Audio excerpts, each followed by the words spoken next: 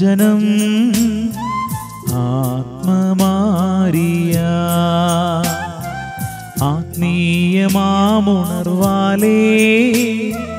ദീപ്തമാക്കണേ. വചനം മഴയായി പെയ്യും, കൃപതൻ നിറവായൊഴുകും, വിടുതൽ നൽകുന്ന വചനം, അറിവിൻ്റെ പൊരുളാകും വചനം, സൗഖ്യമാ ജീവന. ആത്മീയ ഉണർവ്.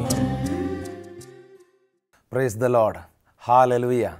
യേശുവേ നന്ദി, യേശുവേ മഹത്വം, പരിശുദ്ധാത്മാവേ സ്തോത്രം, പിതാവേ ആരാധന. ഹല്ലേലൂയ. മിശിഹായിൽ സ്നേഹം നിറഞ്ഞ സഹോദരി സഹോദരന്മാരെ, കർത്താവായ ഈശോ വചനം കേട്ടുകൊണ്ടിരിക്കുന്ന നിങ്ങളെ ഓരോരുത്തരെയും ഈ സമയം പരിശുദ്ധാത്മാവിൻ്റെ ശക്തി കൊണ്ട് അഭിഷേകം ചെയ്യട്ടെ എന്നും കുടുംബത്തിൽ സന്തോഷവും സമാധാനവും കൊണ്ട് നിറയ്ക്കട്ടെ എന്നും താബോർ ധ്യാനകേന്ദ്രത്തിൽ നിന്ന് പ്രാർത്ഥിക്കുന്നു, ആശംസിക്കുന്നു. കർത്താവിൻ്റെ വചനം നമ്മെ നോക്കി ഇങ്ങനെ ഓർമ്മപ്പെടുത്തുന്നു. ജെറമ്യ 30:17. ഞാൻ നിനക്ക് വീണ്ടും ആരോഗ്യം നൽകും, നിന്റെ മുറിവുകൾ സുഖപ്പെടുത്തും, കർത്താവ് അരുളി ചെയ്യുന്നു. കർത്താവിൻ്റെ വചനം ഒന്നുകൂടെ ശ്രദ്ധിച്ച് കേൾക്കുക. ഞാൻ നിനക്ക് വീണ്ടും ആരോഗ്യം നൽകും, നിന്റെ മുറിവുകൾ സുഖപ്പെടുത്തും, കർത്താവ് അരുളി ചെയ്യുന്നു. ദൈവമായ കർത്താവ് ഇപ്പോൾ വചനം കേട്ടുകൊണ്ടിരിക്കുന്ന ഓരോ വ്യക്തിക്കും ഒരു പുതിയ അഭിഷേകം നൽകുന്നു, ഒരു പ്രതീക്ഷ നൽകുന്നു. കർത്താവ് പറയുന്നതാണ്, നിനക്ക് നഷ്ടപ്പെട്ടു പോയ ആരോഗ്യം ഞാൻ നിനക്ക് വീണ്ടും നൽകും. നഷ്ടപ്പെട്ട കാലഘട്ടങ്ങളെ ഓർത്ത് വിഷമിച്ചു കൊണ്ടിരിക്കുന്ന ഏതെങ്കിലും വ്യക്തി ഇപ്പോൾ വചനം കേൾക്കുന്നുണ്ടെങ്കിൽ വലിയൊരു പ്രതീക്ഷയോടെ ഇതാ ഈ വചനം ശ്രദ്ധിക്കുക. നിനക്ക് ഞാൻ വീണ്ടും ആരോഗ്യം നൽകും.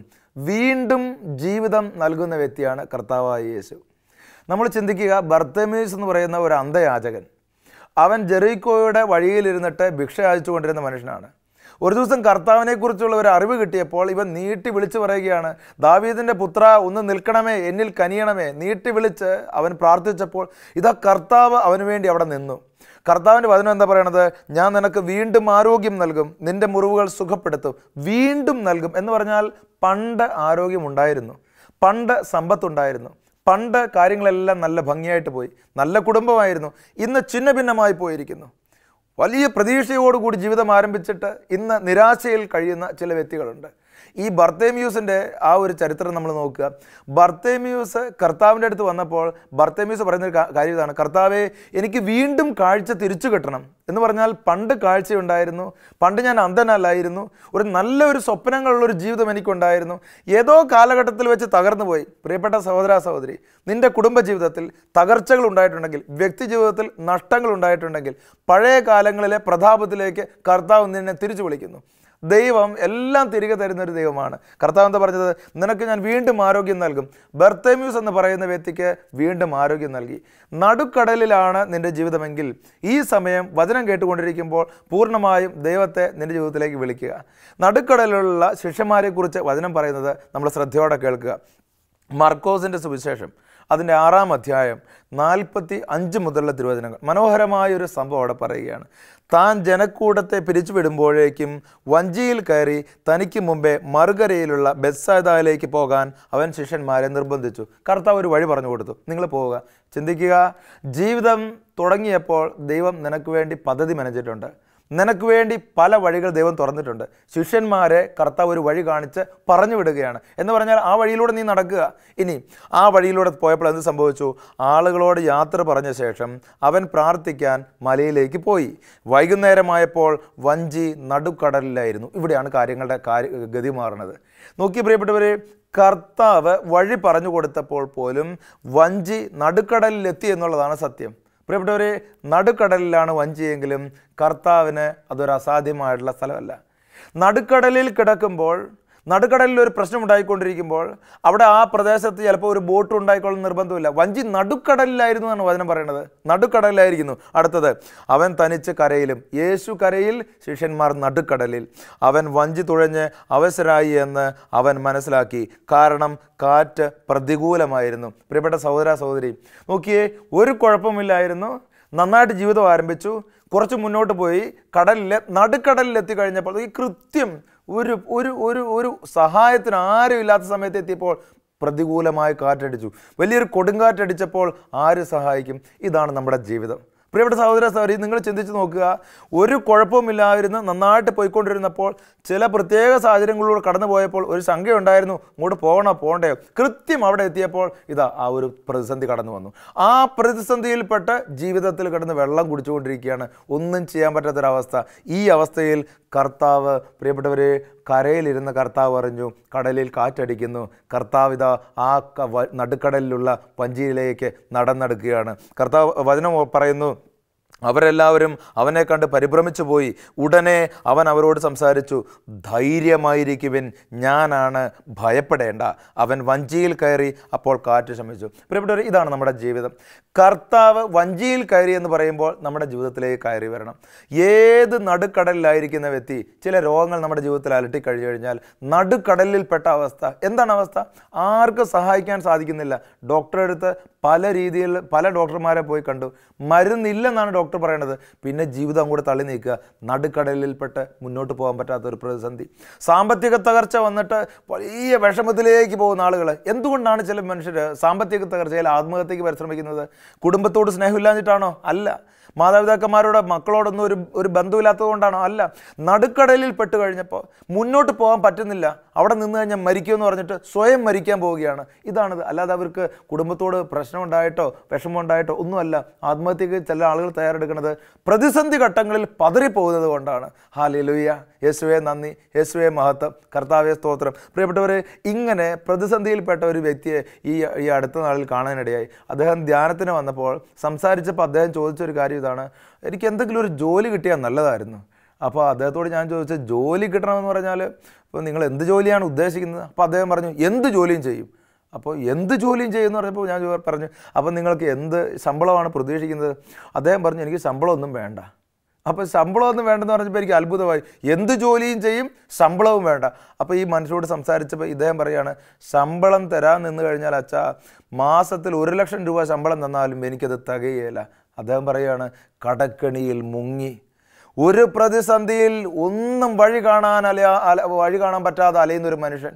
അദ്ദേഹം പറയുകയാണ്, ഒരു മാസം എനിക്ക് 1,00,000 രൂപ വെച്ച് തന്നാലും ഒരു 5-10 കൊല്ലം കൊണ്ട് പോലും ഇത് തീർക്കാൻ പറ്റുന്ന കടമല്ല അച്ഛാ. അതുകൊണ്ട് ഇനി പൈസയൊന്നും വേണ്ട, ഇനി പൈസ കിട്ടിയിട്ട് കാര്യമില്ല, ഒന്നും ചെയ്യാൻ പറ്റില്ല. നമുക്ക് നടുക്കടലിലുള്ള മനുഷ്യൻ, രോഗങ്ങൾ കൊണ്ട് നടുക്കടലിലായ മനുഷ്യർ, കുടുംബത്തിലെ ബന്ധങ്ങളിൽ ചില വീഴ്ചകൾ ഉണ്ടായിക്കഴിഞ്ഞപ്പോൾ അതിനൊന്നും മറികടക്കാൻ പറ്റാതെ നടുക്കടലിലായിട്ടുള്ള മനുഷ്യർ.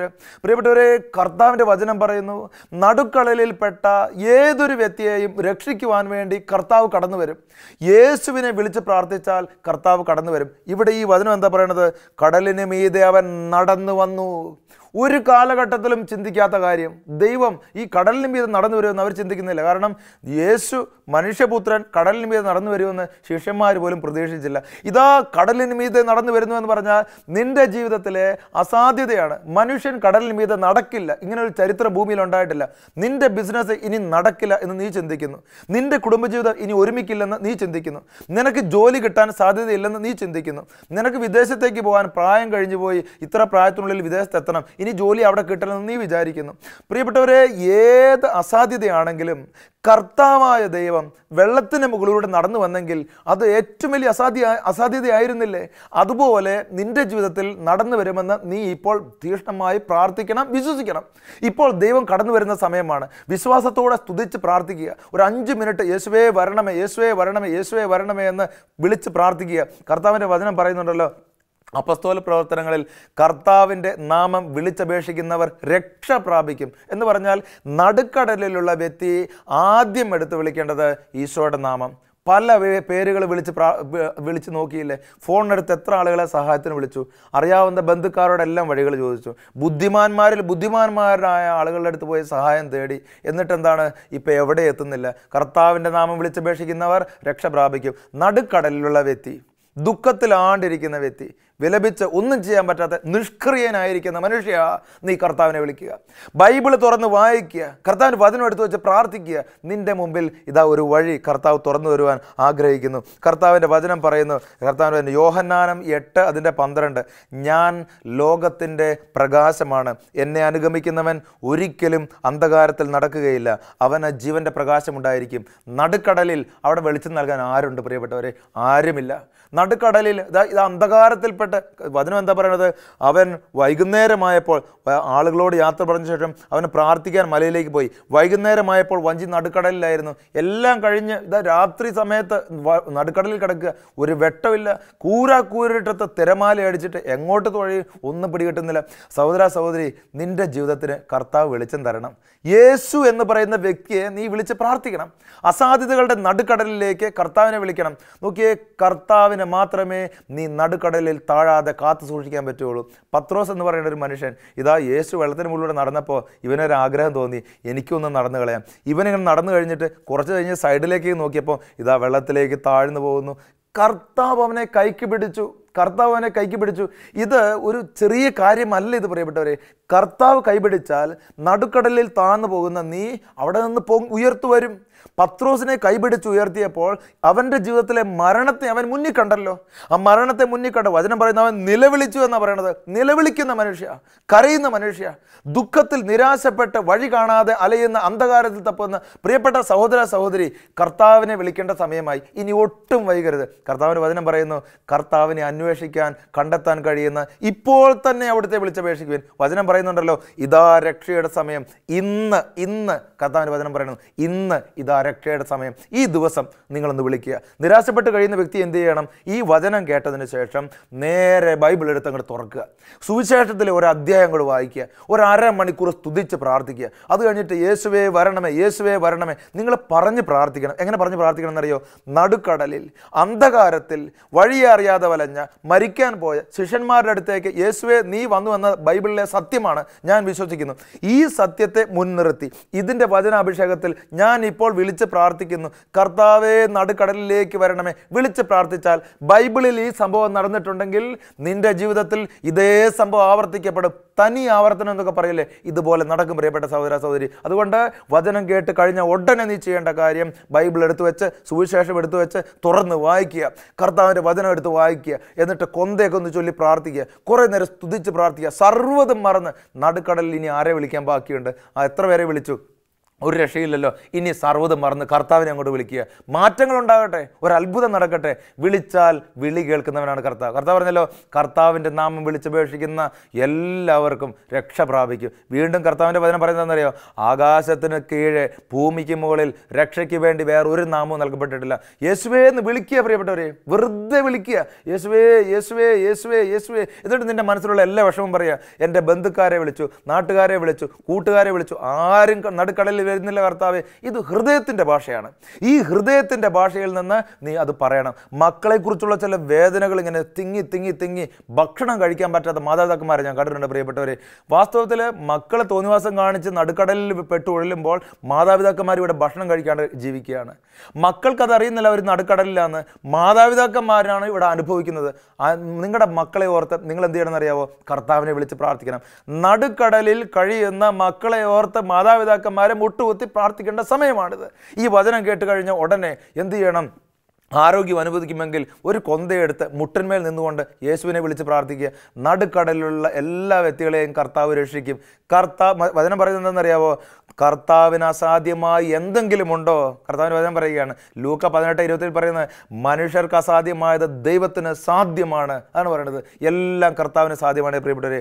യെശയ്യാപ്രവാചകന്റെ പുസ്തകത്തിൽ പറയുന്നു, രക്ഷിക്കാനാവാത്ത വിധം കർത്താവിൻ്റെ കരം കുറുകിപ്പോയിട്ടില്ല. കടലിന് ആ ഒരു നടുക്കടലിൽ രക്ഷിക്കാനാവാത്ത വിധം കർത്താവിൻ്റെ കരം കുറുകിപ്പോയിട്ടില്ല. അതുകൊണ്ട് കർത്താവിൻ്റെ ആ ഒരു അഭിഷേകത്തിന് വേണ്ടി നിങ്ങൾ വിളിച്ച് പ്രാർത്ഥിക്കണം.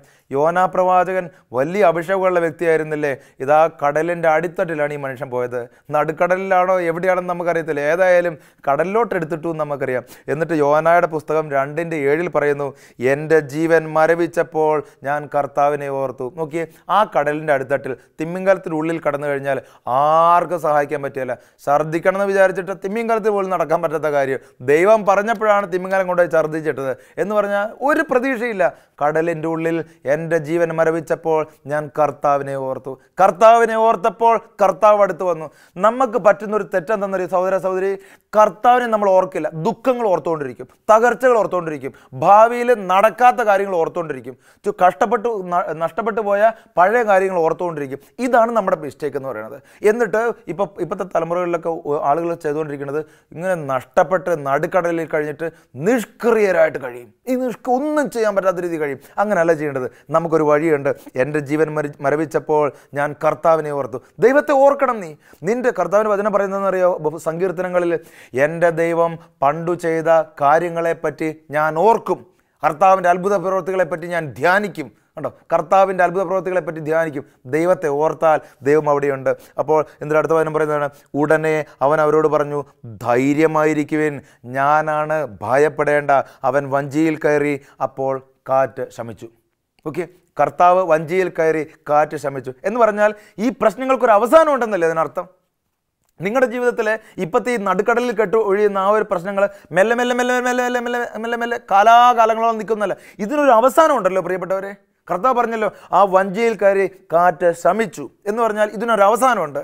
മക്കൾ ഇതുപോലെ വഴിപഴച്ച് പോയിക്കൊണ്ടേയിരിക്കും, അവർ പോയി മരിക്കും, ഇങ്ങനല്ല, അതിനൊരു അവസാനമുണ്ട്. അവർ തിരിച്ചു വരുന്നതിനൊരു ഒരു കാലഘട്ടമുണ്ട്. ജീവിത പങ്കാളി എന്നും മദ്യപിക്കുന്നു, അല്ലെ ജീവിത പങ്കാളിക്ക് എന്നും ദുശ്ശീലങ്ങളുണ്ട്. ഇങ്ങനെ ഒരു ഇതുണ്ടെങ്കിൽ നിങ്ങൾ ജീവിതം മുഴുവൻ ഇതിങ്ങനെ ആണെന്ന് വിചാരിക്കരുത്. അതൊരു പൈശാചിക ചിന്തയാണ്. ഇതിനൊരു അവസാനമുണ്ട്. അവൻ വഞ്ചിയിൽ കയറിയപ്പോൾ നിശ്ചലമായി, എല്ലാം നിശ്ചലമായി എന്ന് പറഞ്ഞാൽ എന്താണ്? ആ തകർച്ചകൾക്ക് ഒരവസാനം വന്നു. അതുകൊണ്ട് പ്രിയപ്പെട്ടവരെ, വചനത്തിൽ ആഴമായിട്ട് വിശ്വസിക്കുക. വീണ്ടും നമ്മൾ കാണുന്നത് നടുക്കടലിൽപ്പെട്ട ജീവിത സാഹചര്യമുള്ള ഒരു സ്ത്രീയെ നമ്മൾ കാണുന്നുണ്ട്. യോഹന്നാൻ 8-ാം അധ്യായത്തിൽ നമ്മൾ കണ്ടിരുന്നത് വ്യഭിചാരത്തിൽ പിടിക്കപ്പെട്ട വ്യഭിചാരിണി. അപ്പോൾ ഈ സ്ത്രീയെ യേശുവിനെ കുറിച്ച് പ്രത്യേകിച്ച് അറിയത്തില്ല. ഈ സ്ത്രീക്ക് പാപത്തെക്കുറിച്ച് വ്യക്തമായിട്ടറിയാം, ചെയ്തു കൂട്ടുന്ന കാര്യങ്ങളെക്കുറിച്ച് വളരെ വ്യക്തമായിട്ടറിയാം, കണ്ടുമുട്ടുന്ന ആളുകളെക്കുറിച്ചും വ്യക്തമായിട്ടറിയാം, മേടിച്ചു കൂട്ടുന്ന പൈസയെക്കുറിച്ചും വ്യക്തമായിട്ടറിയാം, ആ നാട്ടിലെ നിയമത്തെക്കുറിച്ചും അതും വ്യക്തമായിട്ടറിയാം. നോക്കുക, എല്ലാ കാര്യങ്ങളെക്കുറിച്ചും വ്യക്തമായിട്ടറിയുന്ന സ്ത്രീ അറിയേണ്ടവനെ അറിഞ്ഞില്ല. അതാണ് ആ സ്ത്രീക്ക് പറ്റിയ ഒരേ ഒരു മിസ്റ്റേക്ക്. പൈസയെക്കുറിച്ചറിയാം, ദിവസവും കണ്ടുമുട്ടുന്ന ആളുകളെക്കുറിച്ചറിയാം, അത് കണ്ടുമുട്ടേണ്ട സ്ഥലങ്ങളറിയാം, ഏത് സമയം അതും അറിയാം, എല്ലാ കാര്യങ്ങളെക്കുറിച്ചും അറിയാം. ഇന്ന് പല മനുഷ്യരും കടലിൽ പോയി ചാടുന്നത് ഇങ്ങനെയാണ്. ഏത് വഴി കൂടെയൊക്കെയാണ് പോകേണ്ടതെന്നറിയാം. നടുക്കടലിൽ പെട്ട് കഴിയുമ്പോഴേ കാര്യങ്ങൾക്കൊക്കെ ഒരു തീരുമാനങ്ങളാവുകയുള്ളൂ. ഈ സ്ത്രീക്ക് ഈ കാര്യങ്ങളെല്ലാം അറിയാമല്ലോ, ലോകത്തിൻ്റെ വിവരം ഉണ്ടല്ലോ. എന്നിട്ട് എന്താ സംഭവിച്ചത് പ്രിയപ്പെട്ടവരെ? അവസാനം അറിയേണ്ടവനെ അറിഞ്ഞപ്പോൾ, കർത്താവായ യേശുവിനെ അറിഞ്ഞപ്പോൾ അവളുടെ ജീവിതത്തിൽ മാറ്റങ്ങളുണ്ടായി. നോക്കി, ഈ പാപത്തിൽപ്പെട്ട് പോയി അവൾ പിടിക്കപ്പെട്ട ഒരു ദിവസം. യഹൂദ നിയമം അനുസരിച്ച് ഇവളെ കല്ലെറിഞ്ഞ് കൊല്ലണം. വചനം പറയും, നമ്മൾ ശ്രദ്ധിച്ച് കേൾക്കുക. കർത്താവിൻ്റെ വചനം പറയുന്നു, യേശു ഒലിവ് മലയിലേക്ക് പോയി. വ്യഭിചാരത്തിൽ പിടിക്കപ്പെട്ട ഒരു സ്ത്രീയെ നിയമജ്ഞരും ഫരിസേയരും കൂടെ അവൻ്റെ അടുക്കൽ കൊണ്ടുവന്ന് നടുവിൽ നിർത്തി. എന്ന് പറഞ്ഞാൽ നടുക്ക് അവൾ നിൽക്കുന്നു, ബാക്കി എല്ലാവരും ചുറ്റോട്ടം. എന്ന് പറഞ്ഞാൽ അവളാണ് അവിടുത്തെ ഏറ്റവും പ്രധാനപ്പെട്ട പുള്ളി. എന്ന് പറഞ്ഞാൽ കുറ്റവാളിയെ കൊണ്ട് നിർത്തുന്നത് പോലെ അവൾ നടുക്ക് കൊണ്ട് നിർത്തി. എന്ന് പറഞ്ഞാൽ നടുക്കടലിലായിരിക്കുന്ന അവസ്ഥയല്ലേ അവൾ? നടുക്കടലിൽ നിർത്തിയേക്കുന്നത് പോലെയല്ലേ? എന്താണെന്നറിയാവോ? ഇവളെ നടുവിൽ കൊണ്ടുവന്ന് നിർത്തിയിട്ട് ഇനി അടുത്തത് വചനം ഇതാണ്, യേശു പറഞ്ഞു കഴിഞ്ഞാൽ അപ്പോൾ ഇവളെ കല്ലെറിഞ്ഞു കൊല്ലും. എന്താണെങ്കിലും ഇവളുടെ കാര്യം തീരുമാനമായി. എന്ന് പറഞ്ഞാൽ ജീവിതത്തിൽ ഇനി മുന്നോട്ടൊന്നുമില്ല, അന്ധകാരം മാത്രമേ ഉള്ളൂ. അവസാനം എത്തി. കേട്ടോ, ഇത്രയും പ്രകമ്പനം, മനസ്സ് മുഴുവൻ പ്രകമ്പനം കൊള്ളുക. കടലിലായിരുന്നപ്പോൾ കടലിലെ തിരമാല കൊണ്ടായിരുന്നെങ്കിൽ ഇവളിപ്പോൾ ആ മനുഷ്യരുടെ മുമ്പിൽ നിന്നിട്ട് ഉരുകിപ്പോവുക. പ്രിയപ്പെട്ടവരെ, ജീവിതത്തിൽ ഉരുകിപ്പോകുന്ന അവസ്ഥകളിലൂടെ കടന്നു പോകുന്ന സഹോദര സഹോദരി, നീ ഒരു സമൂഹ മധ്യത്തിൽ അപമാനിക്കപ്പെട്ട് ഒന്നുമില്ലാത്തവളെ പോലെ കരഞ്ഞ് കണ്ണ് കലങ്ങി നീ നിൽക്കുകയാണെങ്കിൽ ചിന്തിക്കേണ്ട കാര്യം എന്താണെന്നറിയാമോ? നീ നടുക്ക് നിൽക്കുമ്പോൾ നിന്റെ വലതുവശത്ത് കർത്താവുണ്ട്. നീ വേദനിക്കുമ്പോൾ നിന്റെ കൂടെ കർത്താവ് വേദനിക്കുന്നു. നിന്നെ നാശത്തിൽ നിന്നും കരകയറ്റാൻ നടുവിൽ നിൽക്കുന്ന നീ അവിടെ തലകുനിച്ച് നിൽക്കാതെ കർത്താവിൻ്റെ അഭിഷേകത്തിലേക്ക് വചനം കേട്ടുകൊണ്ടിരിക്കുന്ന ഈ സമയത്ത് കടന്നു വരണം. വലിയൊരു കൃപയുടെ സമയമാണ് പ്രിയപ്പെട്ടവരെ ഇത്. നടുവിൽ കൊണ്ട് നിർത്തിയിട്ട് ഇവർ പറഞ്ഞെന്താണെന്നറിയാമോ? മോശയുടെ നിയമത്തിൽ കൽപ്പിച്ചിരിക്കുന്നു, ഇവൾ സ്ത്രീ വ്യഭിചാരത്തിൽ പിടിക്കപ്പെട്ടവളാണ്, ഇങ്ങനെയുള്ളവരെ കല്ലെറിയണമെന്നാണ് പറയുന്നത്. എന്ന് പറഞ്ഞാൽ ചുറ്റും കൂമ്പാരം കിടക്കുകയാണ്, പെറുക്കി എറിഞ്ഞാൽ മാത്രം മതി, അവൾ താഴെ വീഴും. എന്നിട്ട് എന്താ സംഭവിച്ചതെന്നറിയാമോ? യേശു നിലത്ത് വിരൽ കൊണ്ട് കുനിഞ്ഞുകൊണ്ട് എഴുതിക്കൊണ്ടിരുന്നു. അത് ആവർത്തിച്ച് ചോദിച്ചതിനാൽ അവൻ അവരോട് പറഞ്ഞു, നിങ്ങളിൽ പാപമില്ലാത്തവൻ ആദ്യം അവളെ കല്ലെറിയട്ടെ. എന്ന് പറഞ്ഞാൽ അവരുടെ എല്ലാ നിയമങ്ങളുടെ ഉള്ളിലെയും ഒരു പഴുത് കർത്താവ് കണ്ടെത്തി. നിയമത്തെ കർത്താവ് ധിക്കരിച്ചില്ല, ആ ആളുകളെ ധിക്കരിച്ചില്ല. ഒറ്റ കാര്യം പറഞ്ഞുള്ളൂ, നിങ്ങളിൽ പാപമില്ലാത്തവൻ കല്ലെറിയട്ടെ. പ്രിയപ്പെട്ടവരെ, നീ ഒരു സമൂഹം മുഴുവൻ അവഹേളിച്ചാലും, നീ ഒറ്റപ്പെടുത്തിയാലും, നീ ഒറ്റയ്ക്കിരുന്ന് കരഞ്ഞു നിൽക്കുകയാണെങ്കിലും നിനക്ക് വേണ്ടി നിയമത്തിൻ്റെ ചില പഴുതുകൾ കർത്താവ് ഒരുക്കും. നിനക്ക് വേണ്ടി ചില വഴികൾ കർത്താവ് കണ്ടുവച്ചിട്ടുണ്ട്. ദൈവത്തെ തോൽപ്പിക്കാൻ ആർക്കും സാധിക്കുകയില്ല. പ്രിയപ്പെട്ടവരെ, നീ കരഞ്ഞു കണ്ണുമായി നിൽക്കുമ്പോൾ നീ മനസ്സിലാക്കേണ്ട കാര്യം, നിന്നെ തോൽപ്പിക്കാൻ ലോകത്തിന് സാധിക്കും. നിന്നെ തോൽപ്പിക്കാൻ ലോകത്തിന് സാധിച്ചെങ്കിൽ ദൈവത്തെ തോൽപ്പിക്കാൻ ഈ ലോകത്തിന് സാധിക്കുകയില്ല. യഹൂദന്മാർക്ക് നിയമം പറഞ്ഞിട്ട് ആ സ്ത്രീയെ തോൽപ്പിക്കാൻ കഴിഞ്ഞു, കർത്താവിനെ തോൽപ്പിക്കാൻ കഴിഞ്ഞില്ല പ്രിയപ്പെട്ടവരെ. അതുകൊണ്ട് നമ്മൾ തോറ്റ അവസ്ഥയിൽ കർത്താവിനെ വിളിച്ച് പ്രാർത്ഥിക്കണം. ഈ സ്ത്രീയെ വാസ്തവത്തിൽ യേശുവിനെ കുറിച്ച് ഒന്നും അറിഞ്ഞില്ല. ഇവളെ യേശുവിൻ്റെ മുന്നിൽ കൊണ്ടുപോയി നിർത്തി. അതൊരു കർത്താവിൻ്റെ പദ്ധതിയാണ് പ്രിയപ്പെട്ടവരെ, കർത്താവിൻ്റെ വലിയൊരു പദ്ധതിയാണ്. അവളെ രക്ഷപ്പെടണം എന്നൊരു കർത്താവിൻ്റെ പദ്ധതിയാണ്. എന്നിട്ട് എന്താ സംഭവിച്ചത്? അവൻ വീണ്ടും കുനിഞ്ഞ് നിലത്ത് എഴുതിക്കൊണ്ടിരുന്നു. എന്നാൽ ഇത് കേട്ടപ്പോൾ മുതിർന്നവർ തുടങ്ങി ഓരോരുത്തരായി സ്ഥലം വിട്ടു. ഒടുവിൽ യേശുവും നടുവിൽ നിന്നിരുന്ന ആ സ്ത്രീ മാത്രം ശേഷിച്ചു. മധ്യത്തിൽ നിന്നിരുന്ന സ്ത്രീ ചുറ്റുവട്ടത്തേക്ക് നോക്കിയപ്പോൾ അവൾക്ക് ആരെയും കാണാൻ സാധിച്ചില്ല, യേശുവിനെ മാത്രം കാണാൻ സാധിച്ചു. പ്രിയപ്പെട്ട സഹോദര സഹോദരി, നീ ഇപ്പോൾ നിന്റെ ചുറ്റുപാടുകളെ നോക്കി, നടുക്കടലിനെ നോക്കി, തിരമാലകളെ നോക്കി, രോഗത്തെ നോക്കി, കടക്കണികളെ നോക്കി, ബന്ധത്തകർച്ചകളെ നോക്കി നെടുവീർപ്പെടുമ്പോൾ, കരയുമ്പോൾ ആ നോട്ടം മാറ്റി കർത്താവിലേക്ക് നോക്കുക, കുരിശിലേക്ക് നോക്കുക, നീട്ടി വിളിച്ച് പ്രാർത്ഥിക്കുക. നിന്റെ കൈകളിൽ മുറിവുണ്ടെങ്കിൽ ആ ആണികളിലെ മുറിവുകളിലേക്ക്, കർത്താവിൻ്റെ കൈകളിലെ ആണിയുണ്ടല്ലോ, ആ മുറിവിലേക്ക് നോക്കി പ്രാർത്ഥിക്കുക. നിന്റെ മുഖത്ത് മുറിവുകൾ ഉണ്ടെങ്കിൽ, മുഖത്ത് കരിവാരി തേച്ചിട്ടുണ്ടെങ്കിൽ, പ്രിയപ്പെട്ട സഹോദര, പ്രിയപ്പെട്ട സഹോദരി, കാൽവരി കുരിശിലേക്ക്, ആ മുഖത്തേക്ക് നീ നോക്കി പ്രാർത്ഥിക്കുക. നിന്റെ കാലുകൾക്ക് കുഴപ്പം സംഭവിച്ചിട്ടുണ്ടെങ്കിൽ കുരിശിലെ ആ കാലുകളിലേക്ക് നീ നോക്കുക. നിന്റെ ഹൃദയത്തിൽ വേദന തിങ്ങി നിറഞ്ഞു നിൽക്കുന്ന അവസ്ഥയാണെങ്കിൽ കാൽവരി കുരിശിലെ ആ ഹൃദയത്തിലേക്ക് നീ നോക്കി പ്രാർത്ഥിക്കുക. നിന്റെ ജീവിതത്തിന് എന്തൊക്കെ കുറവുകളുണ്ടോ അതെല്ലാം കർത്താവ് കാൽവരി കുരിശിൽ ഏറ്റെടുത്തു. കർത്താവിനെ തോൽപ്പിക്കാൻ ഈ ഭൂമിയിൽ ആർക്ക് സാധിക്കുകയില്ല. അങ്ങനെ ഒരാൾ ഈ ഭൂമിയിൽ ജനിച്ചിട്ടില്ല പ്രിയപ്പെട്ടവരെ. ദൈവത്തെ നടുക്കടലിലേക്ക് വിളിച്ചു വരുത്തുക, ജീവിതത്തിൻ്റെ ആ തകർച്ചയിലേക്ക് കർത്താവിനെ വിളിച്ചു വരുത്തുക. കർത്താവിൻ്റെ വചനം പറയുന്നു, ഞാൻ നിനക്ക് വീണ്ടും ആരോഗ്യം നൽകും. ജെറമിയ 30:17. നിന്റെ മുറിവുകൾ സുഖപ്പെടുത്തും, കർത്താവ് അരുളി ചെയ്യുന്നു. കർത്താവ് അരുളി ചെയ്തിട്ടുണ്ടെങ്കിൽ കർത്താവ് അത് നിറവേറ്റും. ദൈവം അരുളി ചെയ്തിട്ടുണ്ടെങ്കിൽ അതൊരു വെറും വാക്കല്ല പ്രിയപ്പെട്ടവരെ. കർത്താവിൻ്റെ വചനം നമ്മളെ പ്രത്യേകം ഓർക്കുക. യോഹന്നാൻ 8:12. ഞാൻ ലോകത്തിൻ്റെ പ്രകാശമാണ്, എന്നെ അനുഗമിക്കുന്നവൻ ഒരിക്കലും അന്ധകാരത്തിൽ നടക്കുകയില്ല, അവന് ജീവൻ്റെ പ്രകാശം ഉണ്ടായിരിക്കും. ഈ ഒരു സമയത്ത് ഏത് നടുക്കടലിലാണോ നീ ആയിരിക്കുന്നത് അവിടെ നിന്ന് നീ എഴുന്നേൽക്കുക. ഒരു പ്രതീക്ഷ നിൻ്റെ ജീവിതത്തിലേക്ക് കർത്താവ് നൽകുവാൻ ആഗ്രഹിക്കുന്നു. ഒരു വലിയൊരു അഭിഷേകം കർത്താവ് നിനക്ക് നൽകുവാൻ ആഗ്രഹിക്കുന്നു. എല്ലാ കാര്യങ്ങളുടെ മേലും ഒരു അഭിഷേകം ഉണ്ടായി. സങ്കീർത്തകൻ പറയുന്നത് ഇങ്ങനെയാണല്ലോ, 91 സങ്കീർത്തനം 7-ാം വചനം, നിന്റെ പാർശ്വങ്ങളിൽ 1000 മരിച്ചു വീണേക്കാം, നിന്റെ വലതുവശത്ത് 10,000, എങ്കിലും നിനക്ക് ഒരു അനർത്ഥവും സംഭവിക്കുകയില്ല. നോക്കിയ പ്രിയപ്പെട്ട വചനത്തിൻ്റെ അഭിഷേകം. നിന്റെ പാർശ്വങ്ങളിൽ 1000 മരിച്ചു വീണേക്കാം, നീ മധ്യത്തിൽ നിൽക്കുന്നു, നിന്റെ വലതുവശത്ത് 10,000, നിന്റെ വലതുവശത്ത്, എങ്കിലും നിനക്ക് ഒരു അനർത്ഥവും സംഭവിക്കുകയില്ല. ദുഷ്ടരുടെ പ്രതിഫലം നിന്റെ കണ്ണുകൾ കൊണ്ട് തന്നെ നീ കാണും. ദുഷ്ടരെ ഓർത്ത് നീ വിഷമിക്കേണ്ട, മറ്റുള്ള ആളുകളെ ഓർത്ത് നീ വിഷമിക്കേണ്ട.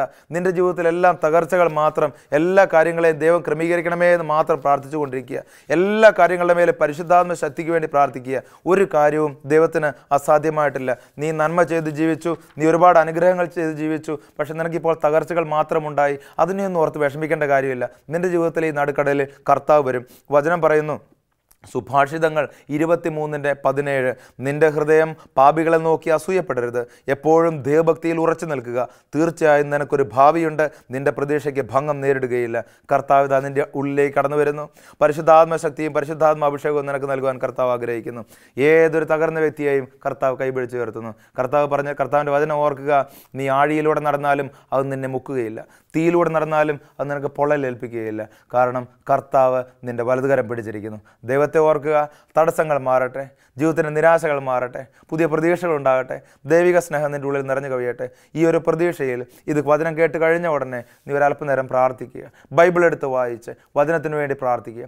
ഒരു കൊന്തയൊല്ലി പ്രാർത്ഥിക്കുക. വിശുദ്ധ കുർബാനയിൽ പങ്കെടുത്ത് പ്രാർത്ഥിക്കുക. കൂടുതൽ കൂടുതൽ തീഷ്ണതയോടെ ദൈവത്തിലേക്ക് അടുക്കുമ്പോൾ ആ നടുക്കടലിലെ എല്ലാ ഓളങ്ങളും ശാന്തമാകും. എല്ലാ കാര്യങ്ങൾക്കും ദൈവം ഒരു മറുപടി നൽകും. കർത്താവ് പറഞ്ഞില്ലേ, എന്നെ വിളിക്കുക, ഞാൻ നിനക്ക് മറുപടി നൽകും.